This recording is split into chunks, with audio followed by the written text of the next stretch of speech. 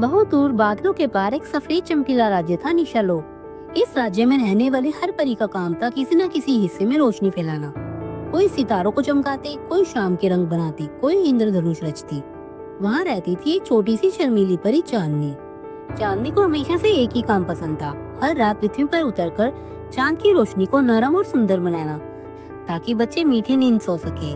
वो अपनी चांदी की छड़ी घुमाती और रात को दूधिया चमक से भर देती। लेकिन एक रात कुछ अजीब हुआ। काले बादलों का एक झुंड अचानक पृथ्वी और चांद के बीच आ गया और चांद की रोशनी आधी कट गई। लोग हैरान थे, आधी रात उजली थी और आधी रात गहरी काली।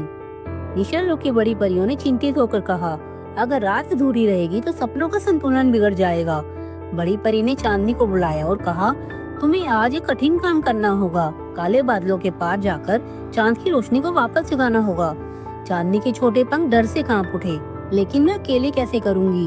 बड़ी परी मुस्कुराई, डर को हराने वाला दिल ही असली रोशनी बनाता है। चांदनी ने हिम्मत बटोरी, अपनी चांदी की छड़ी उठाई और पृथ्वी की ओर निकल पड़ी। आसमान में पहुंचकर उसे एहसास हुआ कि काले बादल सामान्य नहीं थे, वे एक बड़े गोल बादल में घूम रहे थे, जैसे उन्हें किसी ने बांध रखा हो। चांदनी ने छड़ी घुमाई, लेकिन रोशनी उस बादल पर पड़ते ही बुझ गई। ये साधारण बादल नहीं है, चांदनी ने सोचा। तभी बादल के अंदर से एक भारी आवाज गूंजी, कौन है जो मेरी नींद तोड़ रहा है? चांदनी ने डरते हुए कहा, मैं चांदनी परी हूँ, रात पूरी करने आई हूँ। बादल हंसे, मैं आध्याराज हूँ, सदियों पहले बड़ी परियों ने मुझे सोने पर मजबूर कर दिया था। अब मैं जागा हूँ तो पूरी रात को अपने अंधेरे से भर दूंगा। चांदनी ने हिम्मत की, लेकिन रात अधूरी नहीं रह सकती, बच्चों के सपने टूट जाएंगे। आध्याराज गरजा, तो रोको मुझे। चांदनी जानती थी कि बल से कुछ नहीं होगा। उसकी छड़ी फिर से बुझ गई। वह आसमान में बैठकर रोने लगी।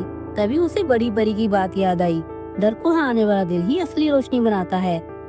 उसने आंसू पूछे, आंखें बंद की और दिल से एक ही इच्छा बोली, मुझे अपने भीतर की रोशनी दिखाओ। अचानक उसकी छड़ी नहीं बल्कि उसका दिल हल्का हल्का चमकने लगा। एक नर्म नीली और गर्म रोशनी उसके चारों ओर फैल गई। ये रोशनी अजीब थी, ना तेज ना जलाने वाली, बस सच्ची रोशनी। चांदनी ने वो दिल की रोशनी आध्याराज की ओर मोड़ी। आध्याराज चीखा, ये क्या है? ये मुझे क्यों रोक रही है? चांदनी ने कहा, ये सांस की रोशनी है, इससे अंधेरा हार जाता है। नीली रोशनी फैलती गई और आध्याराज सिमटता गया। आखिरकार वह फिर से एक छोटे काले बादल में बदल गया और धीरे धीरे सो गया। जैसे ही आध्याराज सोया, चांद की रोशनी वापस फैलने लगी। रात फिर से पूरी हो गई, सफेद, शांत और खूबसूरत। पृथ्वी पर बच्चे मीठी नींद में खो गए। चांदनी निशालोक वापस पहुंची। सारी परियों उसे देखकर ताली बजाने लगी।